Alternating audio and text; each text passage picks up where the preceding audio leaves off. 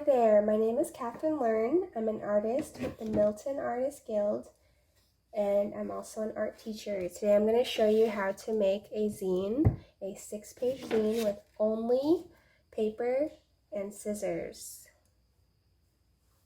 This is one of the most popular ways to make a zine,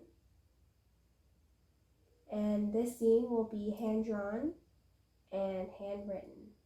This will come out to be a 6-page book. So you can use any sheet of paper. You can use computer paper. I have a little bigger here. And the first thing you do is do a fold by lengthwise, also known as a hot dog fold. Then you make a hamburger fold. Next, you do another hamburger fold. The order you do this is not very important because essentially what you're doing is making sure you have 8 total squares. Okay, from there, fold it in half, hamburger style. Make sure the corners meet. It's super important that you're being neat, because then the book will open and close easier and it will be easier to create. Okay, now that you folded it in half, originally it had 8 rectangles. You will have 4 rectangles. Okay, notice that each side has a center, and what you're going to do is you're going to make a cut from the edge to the center. Cut from the edge where the fold is. So do not cut this edge, cut this edge. So cut the edge where the fold is. I'm going to show you first. Make sure you don't cut the wrong edge, because if you do it correctly, it will look like this. So you have essentially created a hole in the middle. If you did not cut the correct edge, it will not look like that, and so you'll have to start over. Okay, now that you have cut to the center point, open it all back up. Again, if yours looks like mine, you've done it correctly so far. You should have created a little hole. That is the width of 2 rectangles. Now, fold hot dog style. This is where it's important that your cuts and your folds be straight.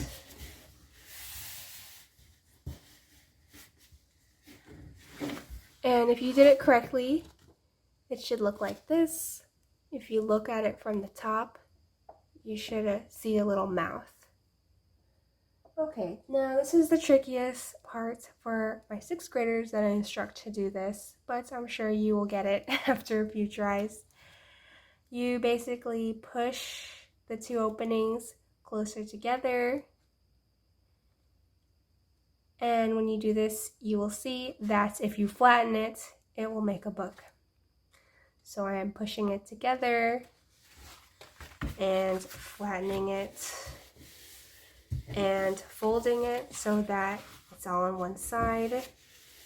And if you made it correctly, like I said, you will have a 6-page book. 1, 2, 3, 4, 5, 6. You've just created a book without the use of staples. Now you have a 6-page book and you're ready to make a zine. A zine is basically a small circulation, self-published work of original texts or images, and historically they've been reproduced with a copy machine.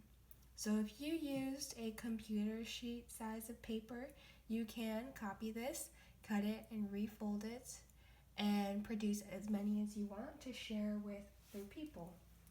Zines do not necessarily have to be informative or even serious. They can be about really fun, silly, nonsensical stuff. So I'm gonna make a zine about things I love about Vermont.